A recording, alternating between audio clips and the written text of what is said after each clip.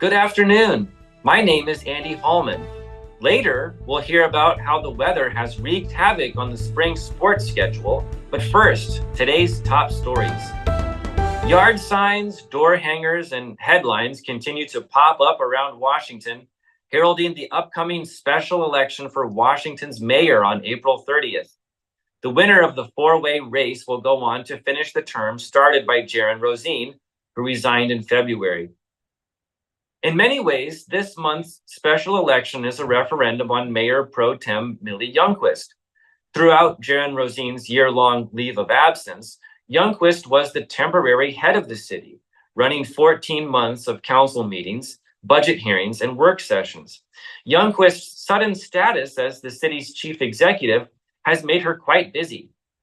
In addition to taking on the mayor's duties, the at-large city council member already had leadership roles with the Washington Community Foundation, Performing Arts Series, Great Places Committee, and Farm to Film Festival Board, among others. Candidate Rob Meyer said the city of Washington has a black eye. And while he said he admired Rosine's effectiveness as a community advocate and an efficient leader, Meyer said the former mayor's alleged misconduct had shaken the public's trust of the city and its leaders. The candidate hopes he can unify the city on the right path if his bid for mayorship succeeds later this month. Elaine Moore has built a life around her ability to prioritize between her youth in a frugal household and a 20-something-year stint working for Hills Bank. She believes it's one of her greatest strengths as a candidate for mayor of Washington. When asked what exactly Washington needs at the moment, her list is quite specific, with the first item of replacing or extensively repairing the egg sewer, a section of the city's wastewater system running from east of the square down to the water treatment plant, named for its shape and built from brick and mortar in the 1880s. With one look at the candidate lineup, Ivan Rangel stands out. The 37-year-old business owner is considerably younger than his competition for the mayor's chair. Rangel said he's running because he wants to give back to a community that's been generous to him and because he wants to give voters a chance to endorse a different way of thinking on election day, April 30th.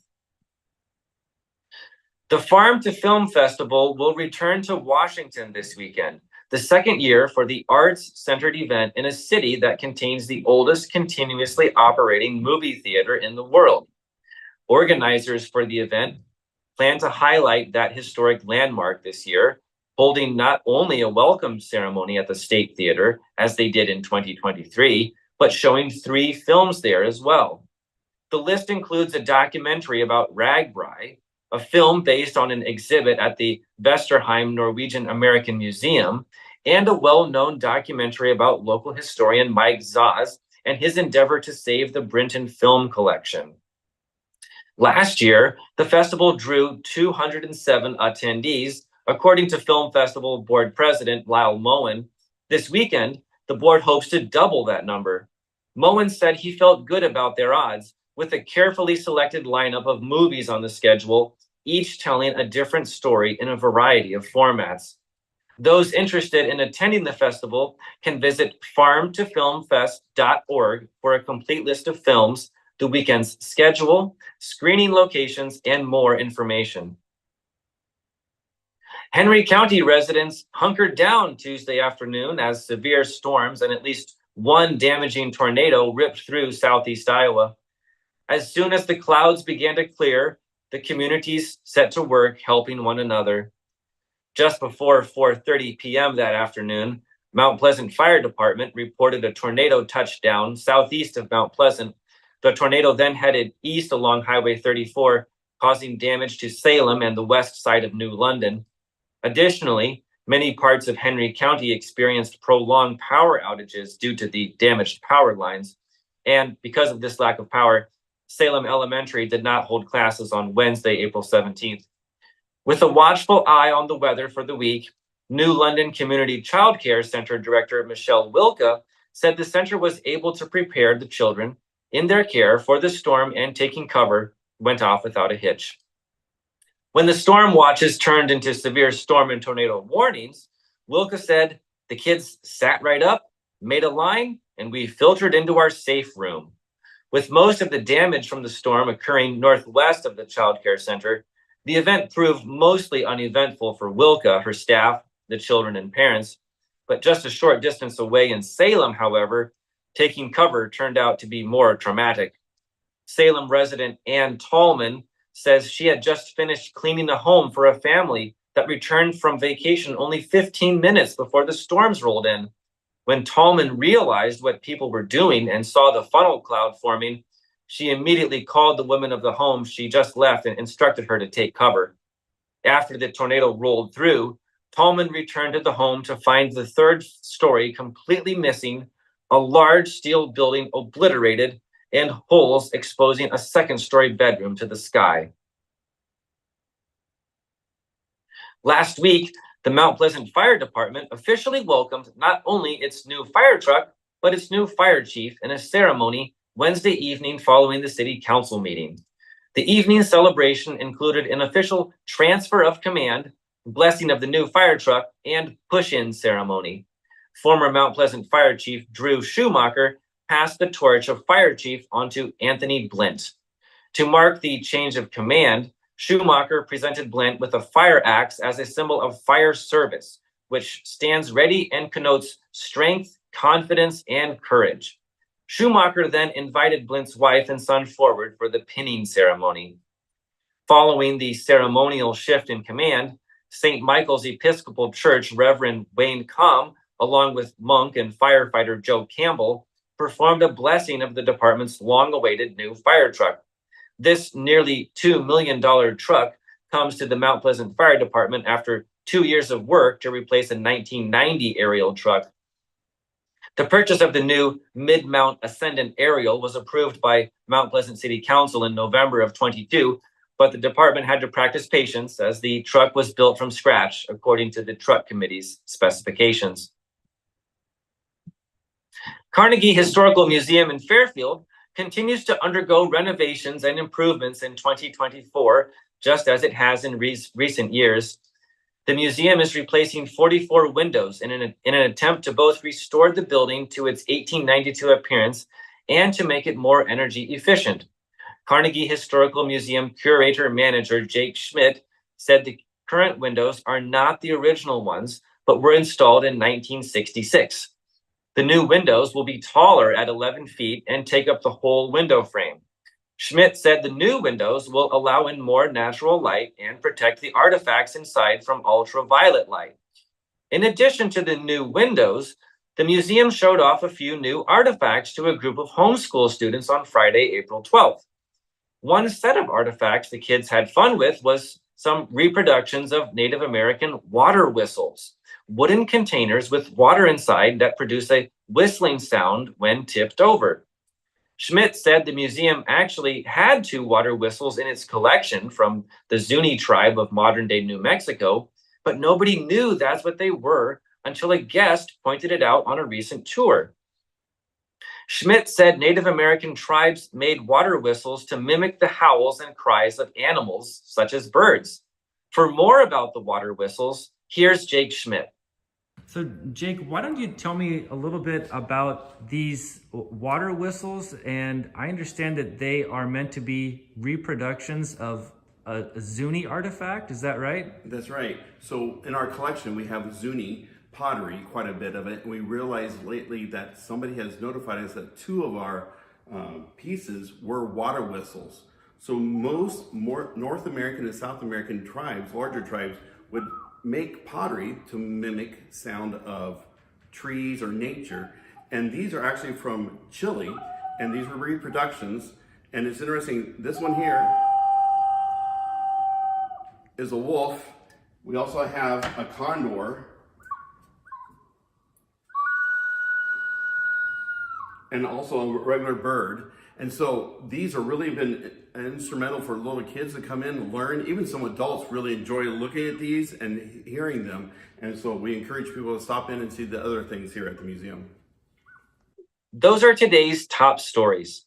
We'll take a short break, and when we come back, we'll hear about how the weather has been wreaking havoc on spring sports. Federation Bank is a locally owned bank providing award-winning customer service. We believe that we are more than just a federation of banks, but a federation of communities, serving Brighton, Richland, Wellman, and Washington, Iowa. Federation Bank's highly skilled staff is here to make sure you are able to accomplish your personal and professional goals, whatever they may be. Federation Bank, your family bank. Welcome back to Newsbreak. This is your sports editor, Andy Krutzinger, with your sports report for Thursday, February 18th, 2024. And we had a lot of rainouts the last couple of days. In fact, some of Tuesday's normal slate was moved up to Monday. So you heard about that on Tuesday's Newsbreak. We are supposed to have some area spring sports today, but it's also supposed to rain for about the next 8 hours. So as of right now, this is your slate today. Probably going to change. But scheduled, we got a little soccer action, another day of Southeast Conference soccer. If you remember the other day, we had some big games in Mount Pleasant with the Burlington and Mount Pleasant girls going at it, undefeated on undefeated. Mount Pleasant dropped that one. And then the Washington boys dropped an undefeated on undefeated match against Fort Madison. It's been an exciting season so far in SEC soccer. Today, Washington is meant to go to Keokuk in boys soccer and host Keokuk in girls soccer.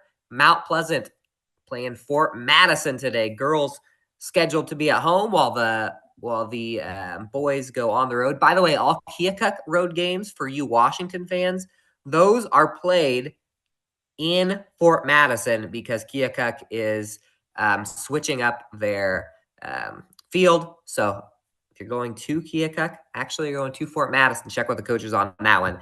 Fairfield today, if you did the math on that, that means Fairfield draws Burlington today in SEC soccer. Again, all of those games are supposed to be on today, but we're going to see how they turn out. In Keokuk, the Mount Pleasant boys are headed to, in tennis, the Mount Pleasant boys are headed to Keokuk. Fairfield girls headed to Maharishi. The Mount Pleasant girls are scheduled to host Keokuk. And then we are also supposed to have a track meet today. The Washington Demons should be hosting a girls track invitational. That will start at 4:30 if it's on. And a lot of the area's boys teams are going to Eddyville, Blakesburg, Fremont. We also had a little bit of golf scheduled. A lot of our boys teams are supposed to be in Davis County today. That is the only thing that's been officially canceled. Van Buren County was supposed to be at that. And that's it. So when I said a lot of our boys teams, I meant just Van Buren County. And then there should be a little, tomorrow there should be a little bit of girls golf in Mid-Prairie. Tomorrow's supposed to be a lot nicer. 11 a.m. at Kelowna Golf Club. Mid-Prairie is hosting a girls meet that includes Fairfield as well as Keokuk, just kind of from the area. And speaking of Fairfield, the Fairfield Golf and Country Club is scheduled to host a little SEC golf. Washington has swept through the season so far. Fairfield has been one of their main competitors, so we'll see if the home field advantage will work for the Trojans. That will be at 2 p.m. Boys varsity. Of course, Mount Pleasant and Washington both in there. That's an SEC regular season meet. And the Fairfield girls soccer team is scheduled to be at Mediapolis. Again, Friday's weather looking a little better, so those are more likely to go on. But that's all we have for the sports report today. Tune in on Tuesday for Newsbreak again. Tune in on Thursday for the next Newsbreak and Southeast Iowa Union Sports Talk. We'll have a special Thursday show next week because of some schedule changes. So, but when we get back to this show, Alex is going to give you your obituaries. In the heart of rural Iowa, where community matters most, the connections we make are made to last. Meet KCTC, your hometown internet, phone, and TV provider. At KCTC, we're not just about technology, we're about people. Our dedicated team are your neighbors, committed to bringing you top-tier services right where you live. We believe in giving back to the community that raised us. Experience the power of a real connection with KCTC. Join us in building a stronger, more connected Southeast Iowa. Hello and welcome back to Newsbreak. It is now time for your obituaries. Marjorie Clarahan of Harper passed away on April 14th at the age of 95. Doris Dot Marie Cassidy of Davenport passed away on April 15th at the age of 93. Funeral services will be held April 19th at 10:30 a.m. at the Sacred Heart Cathedral. That is your news of Southeast Iowa. I've been your host, Alex Snyder. This has been your News Break, and I will see you